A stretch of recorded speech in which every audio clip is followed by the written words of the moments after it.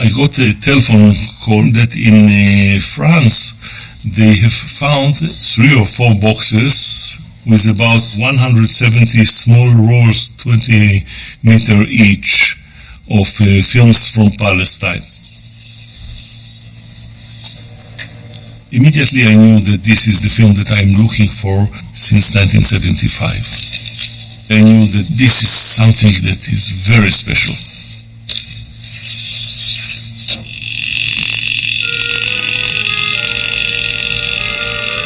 The Life of the Jews in Palestine, a documentary shot in 1913, consists of some of the earliest moving images ever recorded in the Holy Land.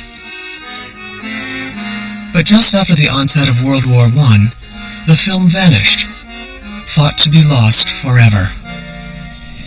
Here we see pilgrims who are coming to Palestine. The film portrays the dream of a Jewish homeland, a land of milk and honey. It's a sharp contrast to the persecution facing Jews in Eastern Europe. You see really a kind of innocence, a lost world.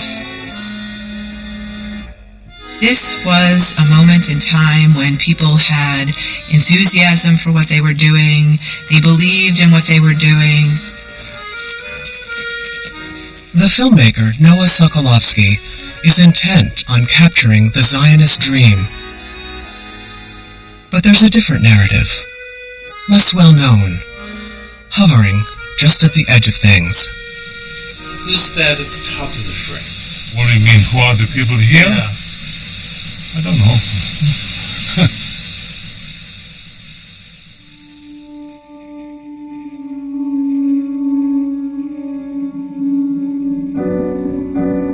In 1913 Ottoman Palestine, Arabs and Jews lived together in relative harmony.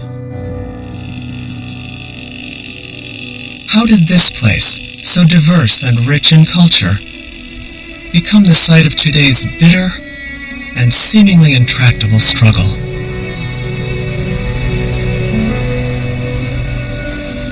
When you see the film, even though it was shot in 1913, it's very hard not to look at it through a modern lens. You can't help but think about what happened after the filmmaker stopped rolling.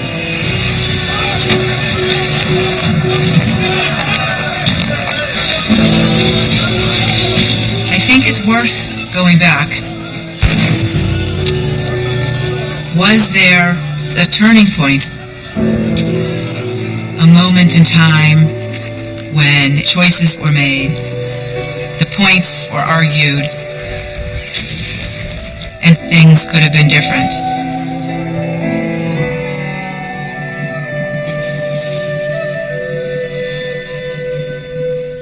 Major funding for 1913 Seeds of Conflict was provided by the National Endowment for the Humanities, bringing you the stories that define us. With additional funding from contributions to your PBS station from viewers like you. Thank you.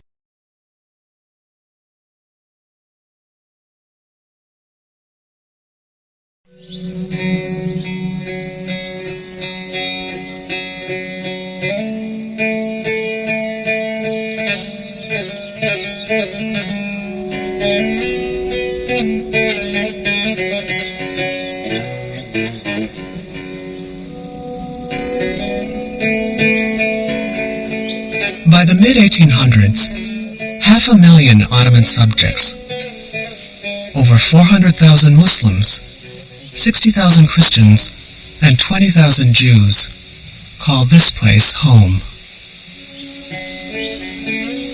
What we call Palestine today, or what became Palestine under the British Mandate, was made up of several Ottoman provinces or administrative units.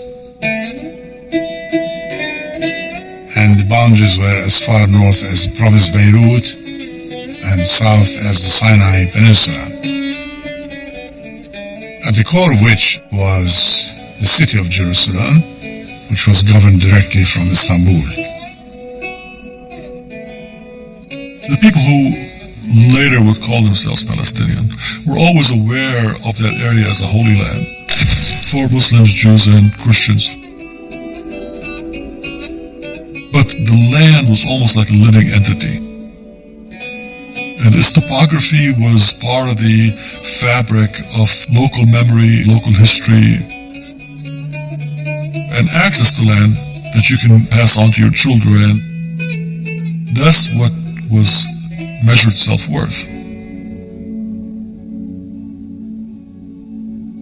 Until the 1880s, half the Jews in Palestine are Sephardic, of Mediterranean origin. In an empire dominated by Islamic culture, they identify as Ottoman, speak Arabic, and like Christians, accept their secondary status.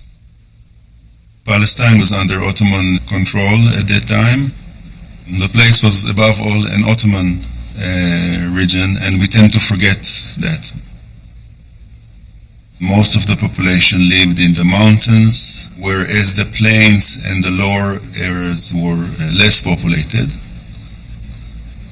Their land was less suitable for traditional agriculture, and these are the regions where most of the Jewish colonization activity took place since the 80s. In 1881, Tsar Alexander of Russia is assassinated. Blamed for the economic turmoil that ensues, a wave of anti-Semitic violence, pogroms, is unleashed on the Ashkenazi, Jews of Eastern Europe. The result of that is massive Jewish emigration from Eastern Europe. About 2 million Jews pack up, go to the shore, get on boats, and leave between 1882 and 1903, and of those, only 2 to 3% end up going to Palestine. This wave of immigrants was the first Aliyah.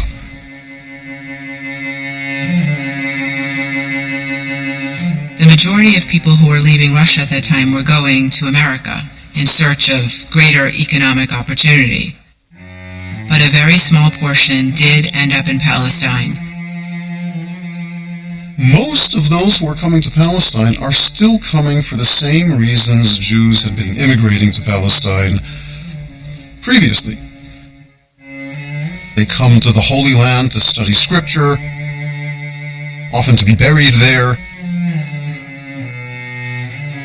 Many of them have little to no agricultural background at all, and certainly no knowledge of how to be a farmer in Palestine, which of course is rather different from the Russian Pale of Settlement. The immigrants who are arriving called their settlements Rishon LeZion, First in Zion, or Petach Tikva, Ray of Hope. They gave the names to reflect their sense of hope of going to the Holy Land.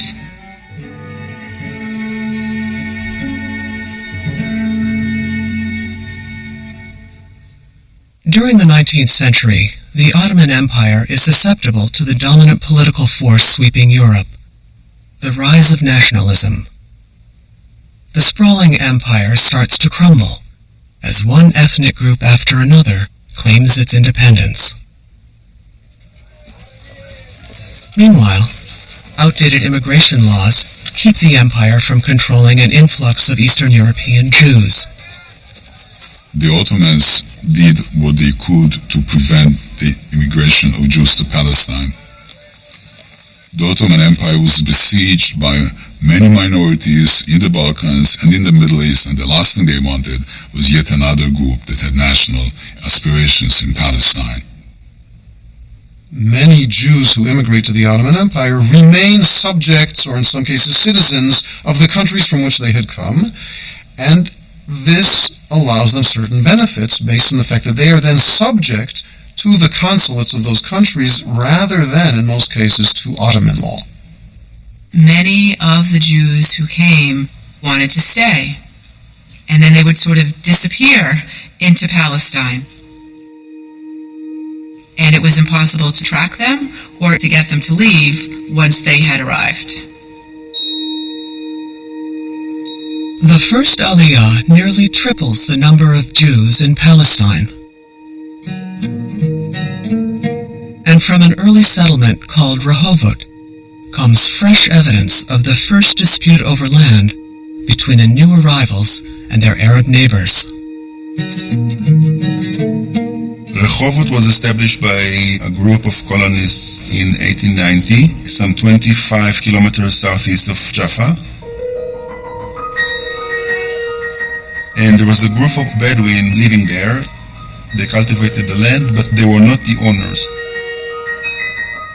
And when Rehovot was established, the colonists asked the Bedouins to leave. And the Bedouins rejected it. They thought that they have rights on the land. They lived there, they cultivated it. Even though they were not its owners, they still believed that they deserved some compensation.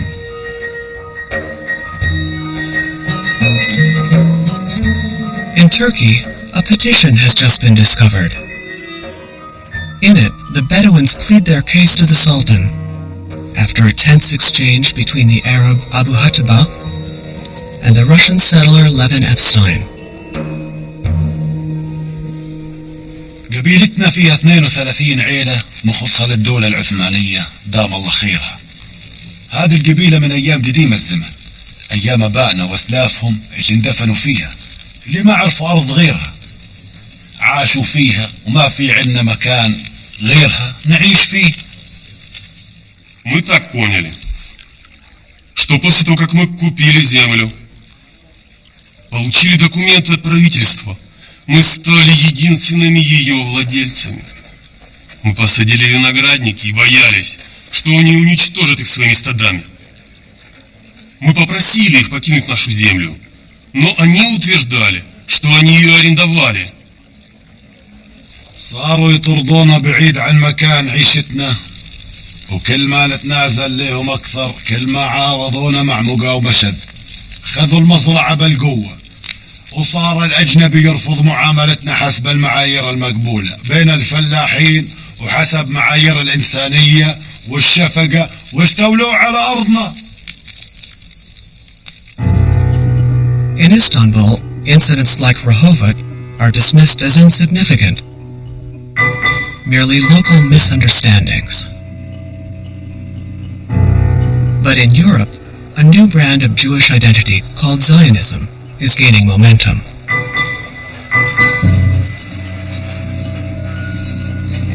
In 1896, Theodor Herzl writes Der Judenstaat, the Jewish state, which becomes the manifesto for the Zionist movement.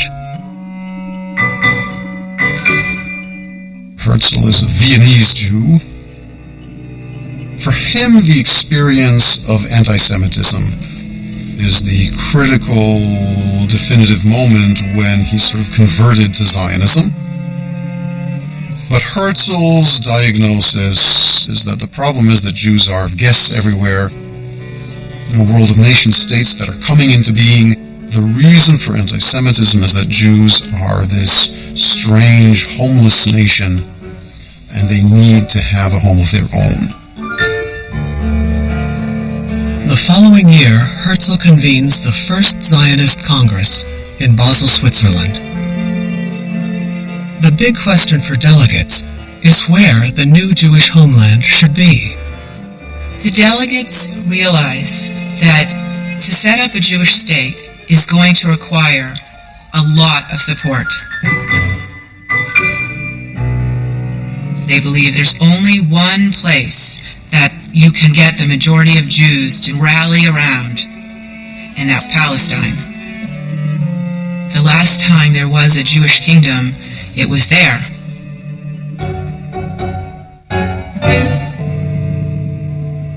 From a notable Palestinian family, Yusuf Khalidi is now mayor of Jerusalem. Alarmed by Zionist activity in Europe, in 1899 he reaches out to Herzl in a series of letters. من يستطيع أن يتحدى حقوق اليهود في فلسطين؟ يا إلهي، من الناحية التاريخية هو حق من بلدكم، لكن مصير الأمم لا يحكم بمفاهيم مجردة بغض النظر عن نقائها ونبلها. Die zionistische Idee, von der ich ein bescheidener Diener bin, hat keine feindliche Absichten der osmanischen Regierung gegenüber. Wenn sie die Immigration von einer Anzahl von Juden erlauben, die ihre Intelligenz, ihren finanziellen Scharfsinn und ihre Werte des Unternehmens zum Land holen, kann niemand bezweifeln, dass das Wohl des gesamten Landes in glücklicher Weise gestaltet wird. الحقيقة اليوم أن فلسطين هي جزء من الإمبراطورية العثمانية، والأمر الأكثر خطورة أنها مسكونة بأناس من غير بني إسرائيل. Glauben Sie wirklich, dass ein Araber, der Land oder ein Haus in Wert von 3.000, 4.000 Franken in Palästina besitzt, traurig wird, wenn das Wert 5- bis 10-fach steigt?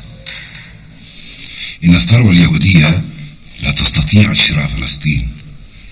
لن يأتي هذا اليوم أبدا الذي يكون فيه الصهاينة أسياد هذه البلد. بحق السماء اتركوا فلسطين بسلام.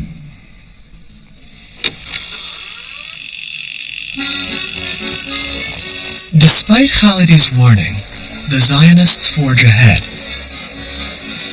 A decade later, their astounding progress would become the focus of Sokolovsky's 1913 film. This was a film that was supported by the Zionist movement. It was trying to show all that had been achieved and all that was possible. He was trying to capture a reality, but it was a selective reality. The film provides all the documentary evidence needed to justify an increasingly popular Zionist slogan: a land without a people, for a people without a land.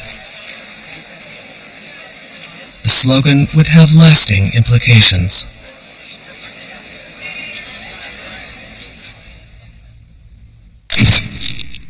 Well, it all depends on where the photographer aims the camera, right?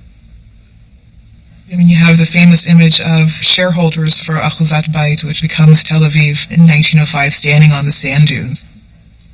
Well, the photographer was positioned to their south, photographing them to the north, in which there were, in fact, sand dunes. Had he turned 180 degrees to photograph himself behind them, they would have seen the vast orchard groves of Christian and Muslim landowners. They would have seen Jaffa, an important, bustling port city with a very vibrant local, regional, and international economy. What is meant by the slogan, land without a people, is that the Arabs of Palestine do not constitute a national entity. These people somehow are generic Arabs. They belong to the desert. They are rootless. In the minds of those who believed in the slogan, Arabs are part of nature. There's a tree, a rock, a sheep, and a person, but they're indistinguishable from each other. Ahad Ha'am, another important leader of spiritual Zionism, says that sometimes the attitude taken by the immigrant settlers is what's called in Hebrew Eved ki Meloch, a slave who has become king. Right? All of a sudden, you're strutting around, you think you're master of the land, and you treat these people poorly. And he said, watch out. The Arab is not a donkey. The Arabs have pride. This could come back to haunt us.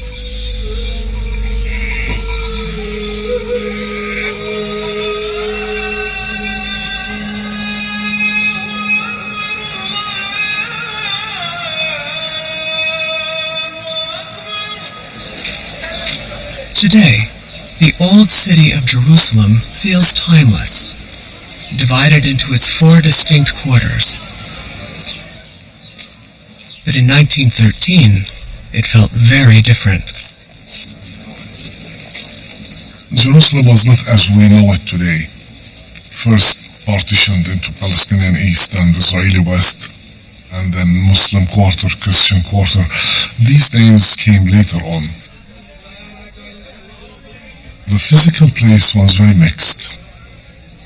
At the end of the day, Jews, Christians, and Muslims intermingled, lived together in the various neighborhoods and quarters of the old city. It's not a Garden of Eden. It's I would say, more than workable solution. The Ottoman Empire does a reasonable job for most of its history of being this multi-ethnic, multi-linguistic, multi-religious society. That's not to say there aren't frictions, but by and large, especially in a pre-nationalist age, this works.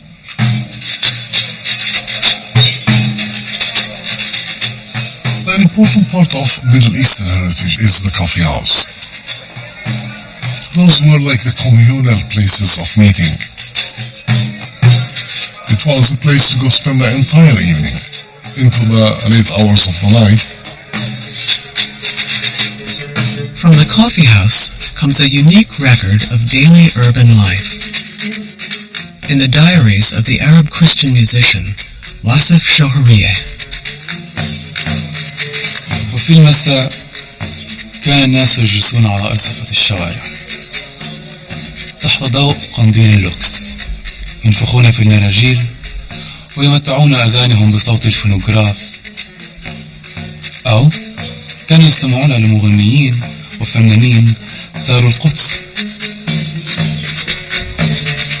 Wasif's music group includes a Muslim, a Christian, and a Jew. His coffee house audience is just as mixed. There's a cultural fluidity enjoyed by all.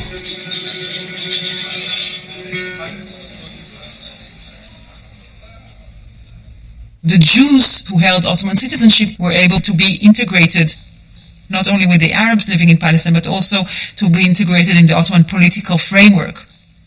So they were able to hold office, to be mayors, to be elected to the Ottoman parliament, etc., to become much more involved in Ottoman political life at the time. But the influx of foreign Jews is undermining the delicate cultural balance so carefully nurtured by prominent Ottoman Jews like Albert Antebi. Albert Antebi was born in Damascus. He was a Sephardic Jew. He came from a long line of rabbis. He spoke Arabic and a number of other languages. He knew the Turkish legal system. He knew the Islamic legal system. He felt comfortable in the Ottoman culture, and if you asked him what he was, he probably would have told you, I'm an Ottoman. And Tabi actually was concerned about what he considered the malicious cultural impact of European Jews, who happen to be Zionists also, in creating a wedge between the native Jewish community and the Ottoman state. Je serai toujours un fervent soutien de toute société palestinienne qui contribuera au bien-être des Juifs par des moyens économiques. L'installation de colonies juives en Eretz Israël ne sera possible que si elle repose sur une forte collaboration économique et culturelle entre Juifs, chrétiens et musulmans.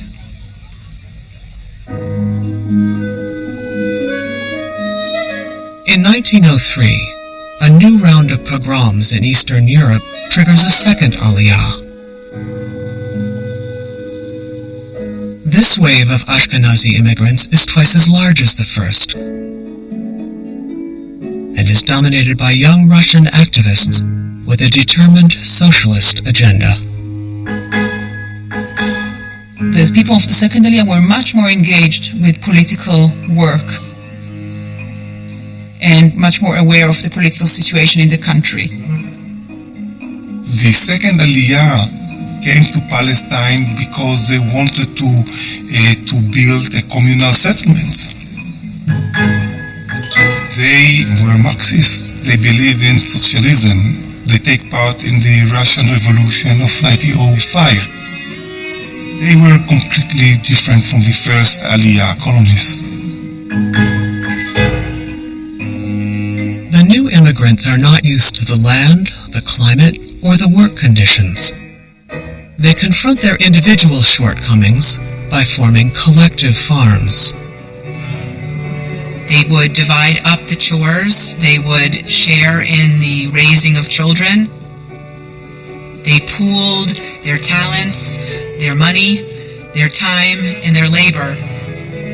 And together they were able to achieve more than they would have been able to do as individual farmers.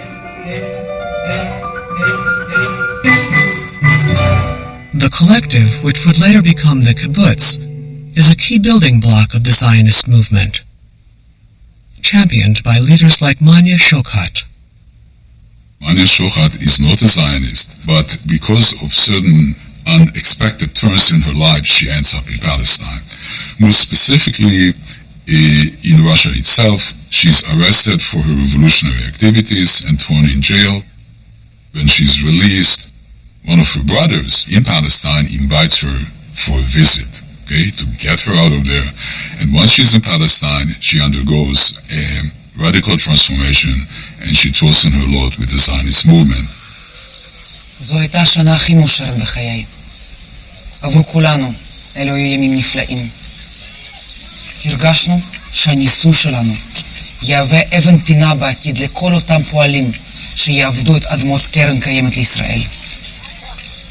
האמנו שהבאנו תשתית לחיים ועבודה בקולקטיב, למען עתיד ילדינו.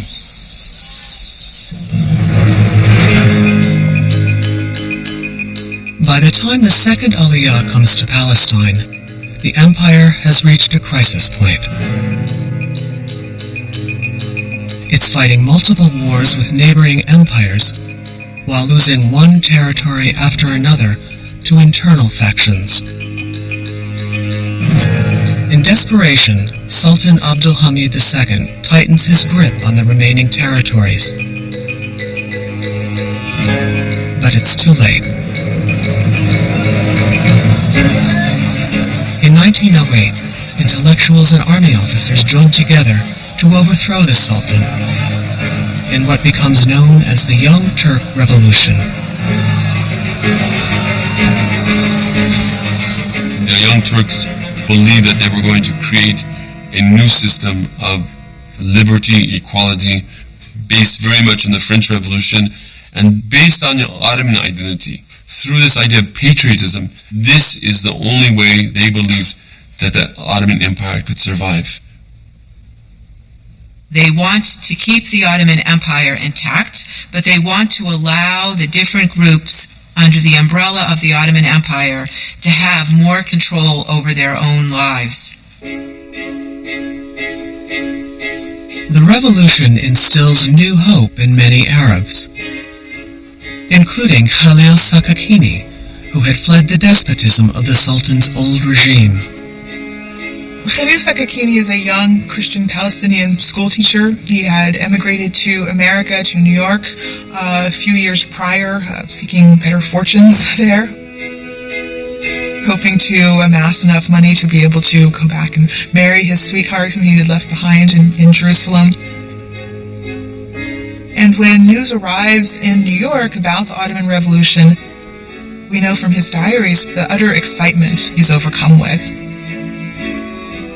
لقد كنت فرحا ومتفائلا بجدا بالدستور الذي أقرته الإمبراطورية. الآن أملك حقا بالعودة إلى وطني. عندما تستيقظ الأحلام يبدو كل شيء ممكنا. When he went back, it was a big comeback for him. He built his school, he became a newspaper editor, he published his books and became extremely prominent. يمكنني الآن أن أخدم وطني. يمكننا الآن أن ننشئ مدرسة، صحيفة، مؤسسات تربوية وشبابية. الآن أصبح بمقدورنا أن نعلي صوتنا عاليا وبدون حرج.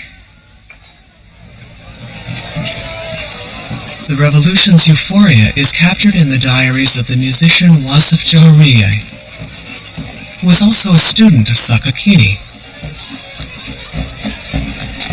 أتذكر تلك الأيام والليالي بوضوح، فكانت مدينة القدس تتلألأ بالأضواء، حيث كان في كل منزل ومتجر وشارع، شموع مضاءة موضوعة داخل قناديل صغيرة. كانوا يرقصون ويغنون ويهتفون وينشدون الأغاني الوطنية التي كانت تبعث في الروح حتى ساعات الفجر الأولى.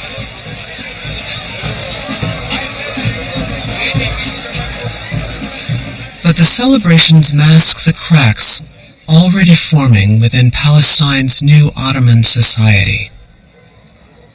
In Palestine, it becomes very evident that each group, while they're joining together and uniting over the idea of the Young Turk Revolution, they still have very different ideas of what they want from the revolution.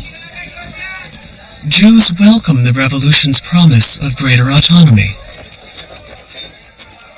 But Albert Antebi is alarmed by their reluctance to assume Ottoman identity or citizenship. La Turquie nous a accordé un statut légal.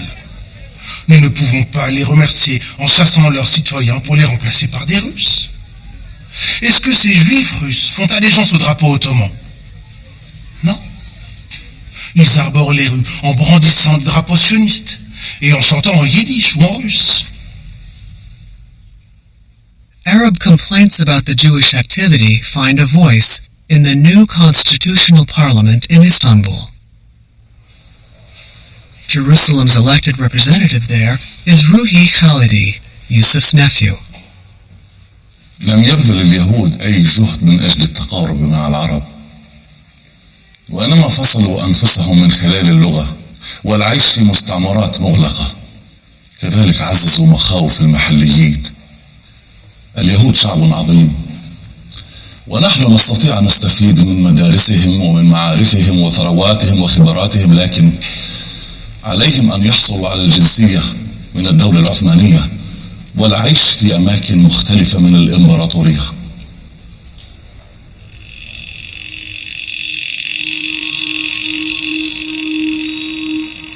Ruhi Khalidi has to spend quite a bit of time in Constantinople, but he does come back to Palestine and makes a point to visit the Jewish settlements. He travels by horseback. He goes from one settlement to the next one. And he writes in his journals that in many ways he's impressed. In fact, he's very impressed by how far they've come. He notes even that the wine that they're developing there and growing there is delicious. But one of the things he notices is that he does not have to go far before he is greeted by a guard at the next settlement asking him what his business is. Khalidi begins to discern a larger vision at work. The vision belongs to Arthur Rupin, newly arrived from Germany. Arthur Rupin is a statistician and professor of sociology. He is the point man of the World Zionist Organization in Palestine.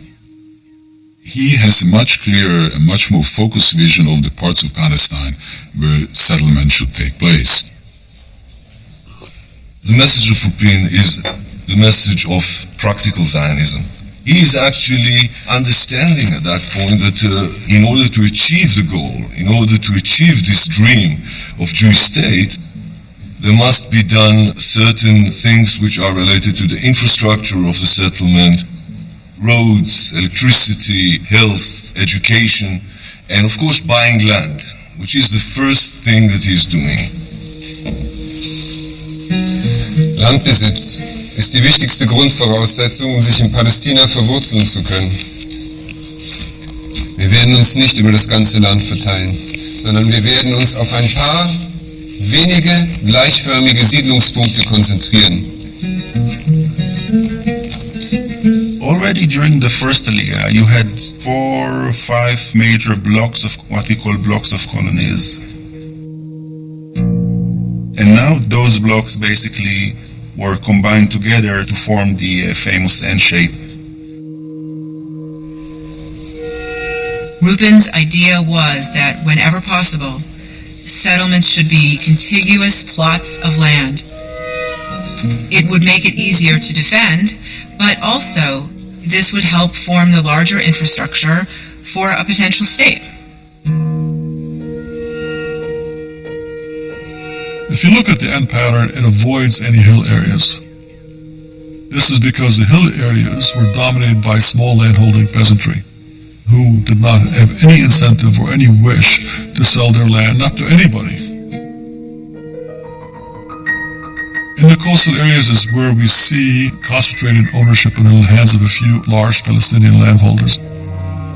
And these are the people that sold.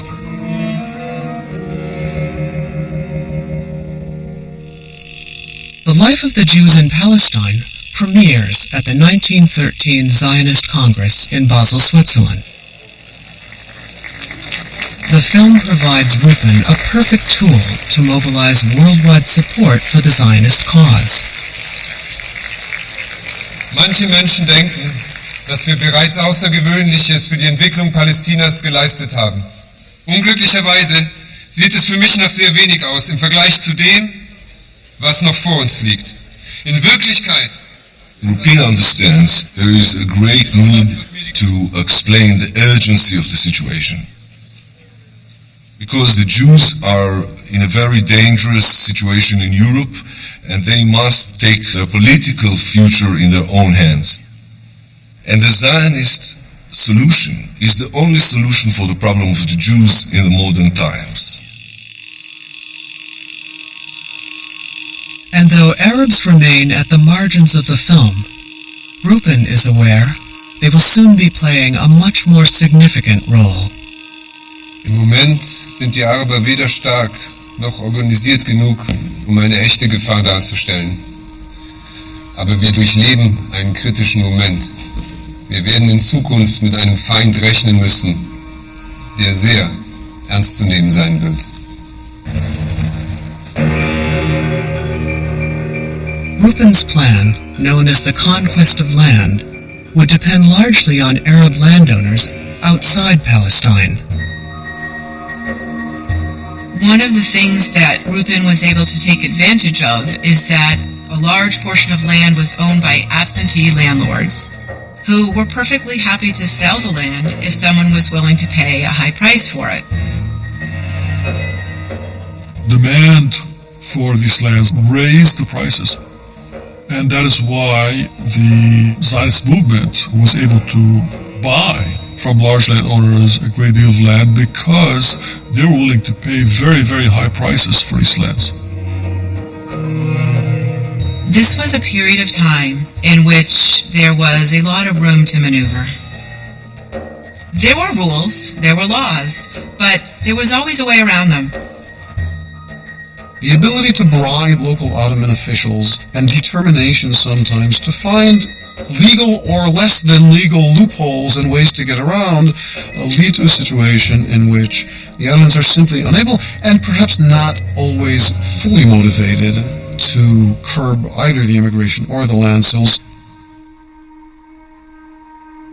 The Zionists increasingly turned to Ottoman Jews like Albert Antebi.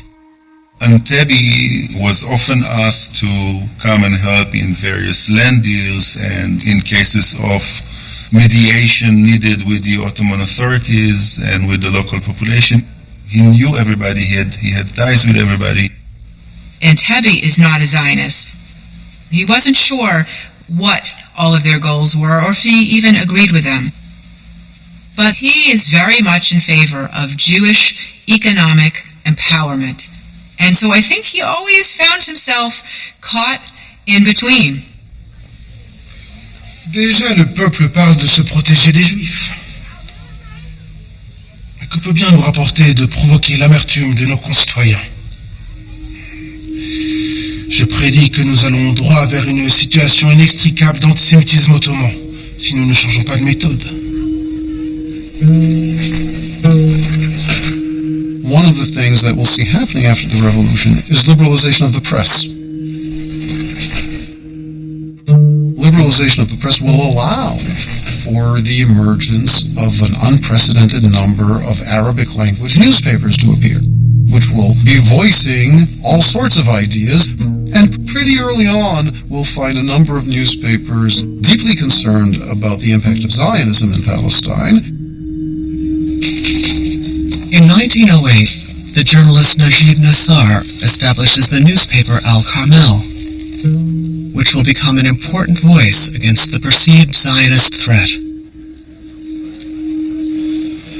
لحزننا فإننا نرى في هذا الوقت من الأزمة في دولة مثل التي نحن فيها الآن حكامنا يبيعون الدولة إلى أعدائها. إنهم لا يهتمون بالمال، يشترون القرى واحدة تلو الأخرى. Isa al-Isa, an intellectual from Jaffa, launches another paper, Philistin, and goes directly after the Arab absentee landowners. إنهم يبيعون إرث آبائهم لتحقيق مكاسب مالية، وتستطيع رؤية الغدر في وجوههم. يجب معرفة أسماء هؤلاء الخونة لكي يعرف الناس من هم الكذابون ومن هم المستوطنون.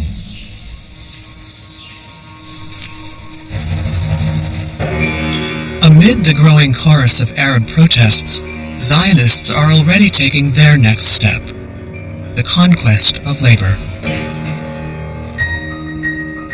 The Jews in Eastern Europe were craftsmen and peddlers, and in Palestine it should be different. They should be agriculturists, build farms, be a new Jew.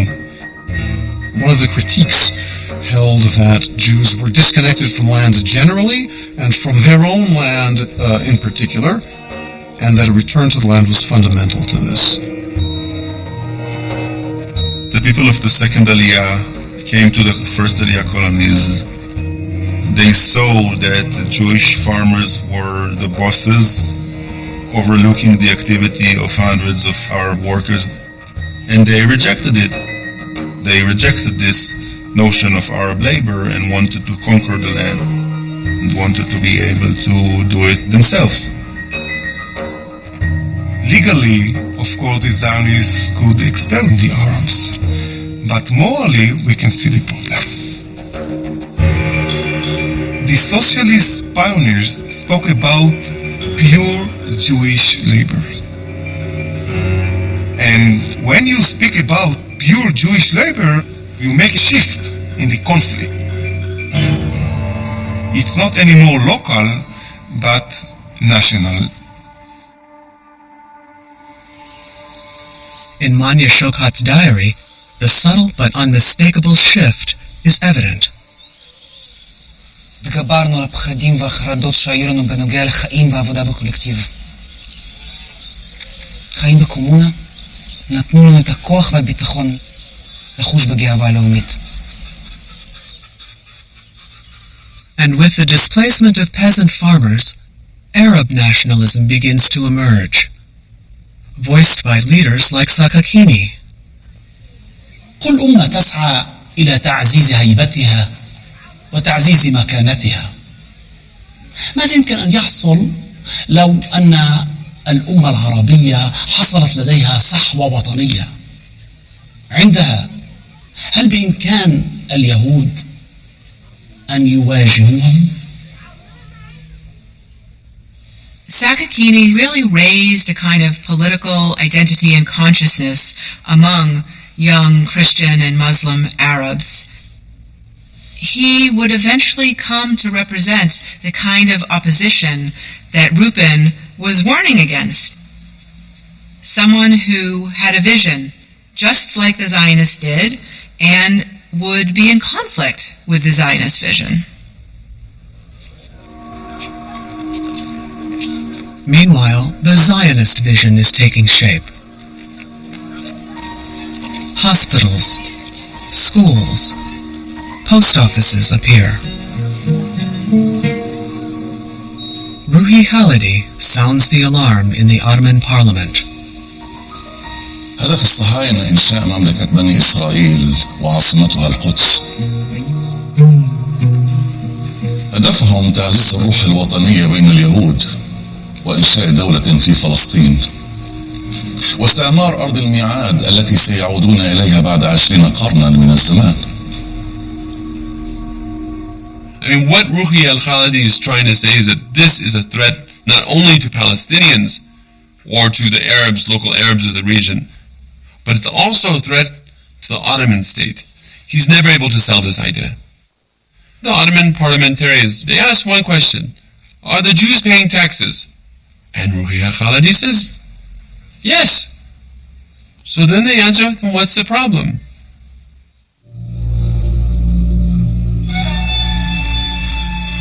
With Parliament looking the other way, Palestine descends into lawlessness.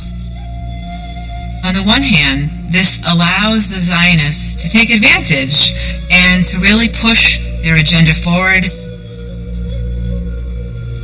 But on the other hand, it became increasingly important for them to hire guards to protect their growing number of settlements. Early on, these guards are often Arab guards from the local nearby village, right? In fact, sometimes you even get a sort of protection system there, right? Hire me as a guard so I don't come and destroy your vineyard.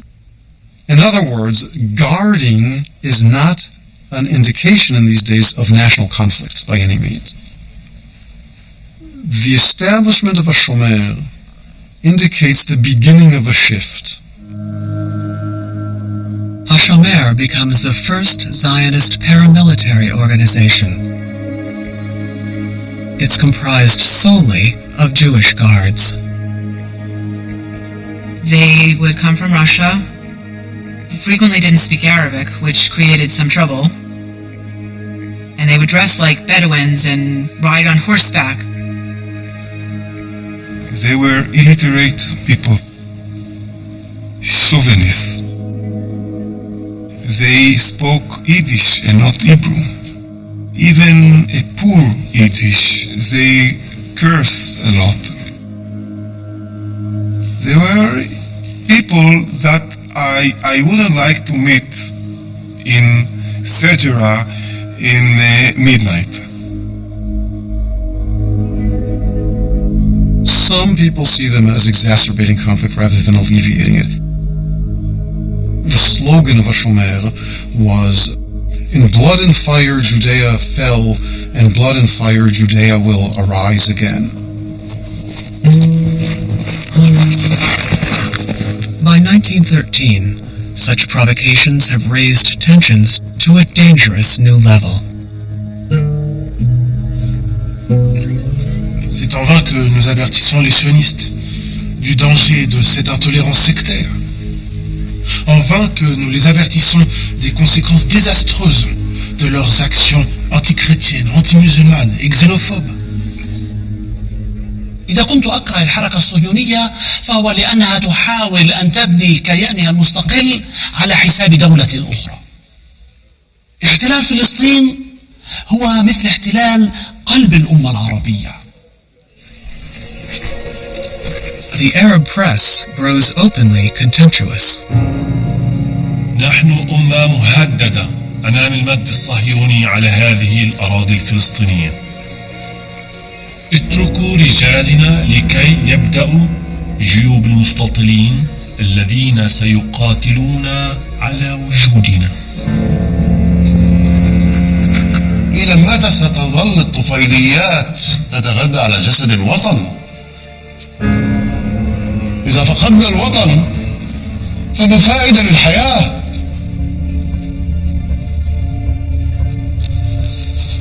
In Rupin's Palestine office, journalists like Nissam Malul read the Arab press, fearful of worsening relations. הייתי רוצה לתרגם את המאמר הזה לעברית כדי שאחינו יראו את מידת השנאה של אויבינו הערבים. Even Rupin wonders if the Zionists have gone too far. Das Los wird entscheiden, wenn es um die zukünftige Geschichtsschreibung gehen wird. Werden die zionistischen Aspirationen als Beginn von einer wichtigen Bewegung gesehen oder als wahnwitzige Fantastereien? Wird man eines Tages über mich sagen, ich hätte ein hohes Amt zu einem historisch wichtigen Moment inne gehabt und versagt, zu verstehen, was von mir erwartet wurde?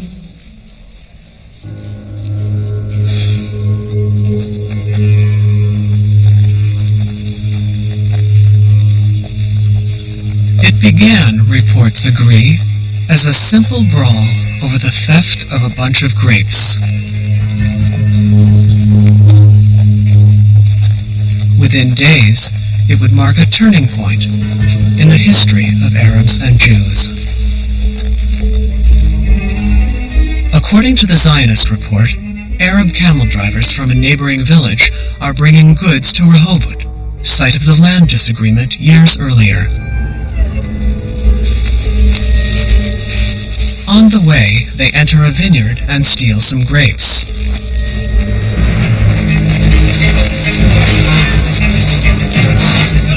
A Hashomer guard gives chase and brutally beats an Arab.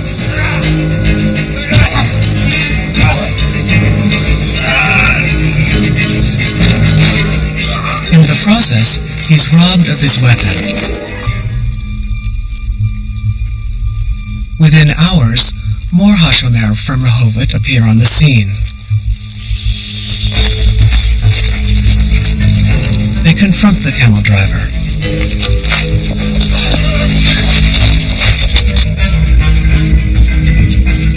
Then, reinforcements arrive from the Arab village. The scuffle becomes a shootout. A horse is shot, and a camel. One Hashomer and one Arab are killed.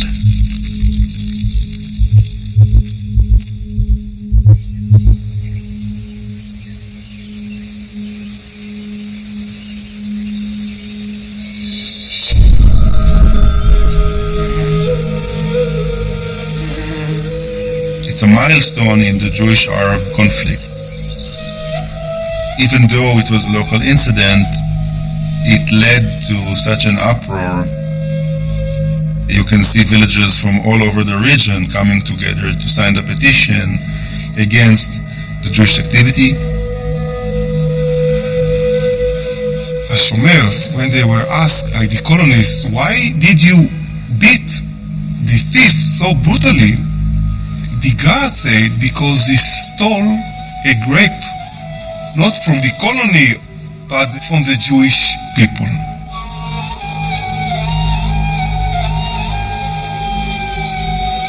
Up until that moment, there was a sense that there is this kind of us. We're Ottomans, Muslims, Jews, Christians. We share a common history. And what emerges from Rehovot is a fracturing of the Ottomans and a greater sense of this is becoming an us versus them conflict between Jews and Arabs.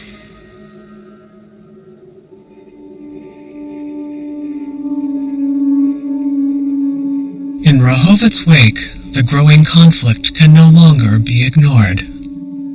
Both sides seek a peaceful solution, and talks begin.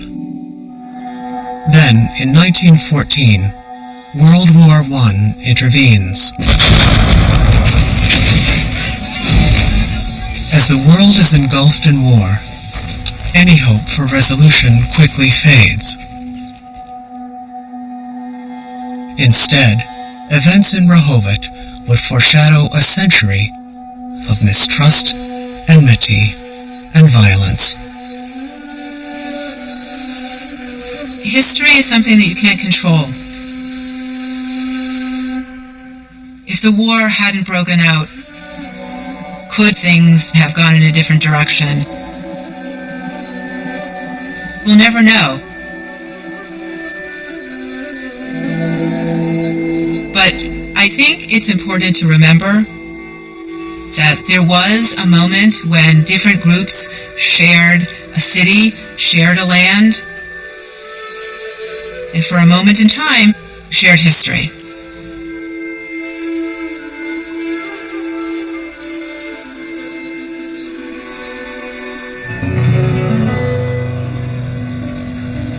Today, Sokolovsky's film provides insight into how things first went wrong. In an opening scene, immigrants brim with optimism as they head toward the promised land. They sail past Istanbul, seat of the Ottoman Empire. And for a moment, the camera pans to an Allied warship in the harbor. It's 1913. World War I is looming on the horizon, as is the conflict, whose seeds have just been sown.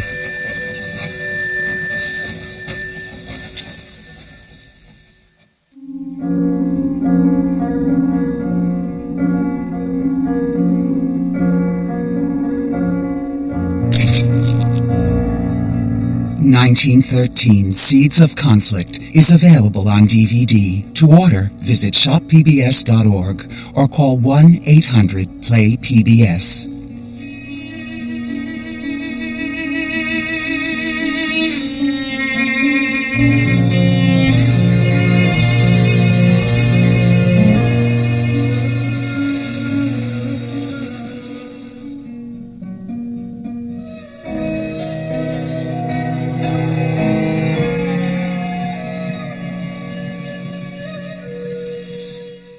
Major funding for 1913 Seeds of Conflict was provided by the National Endowment for the Humanities, bringing you the stories that define us.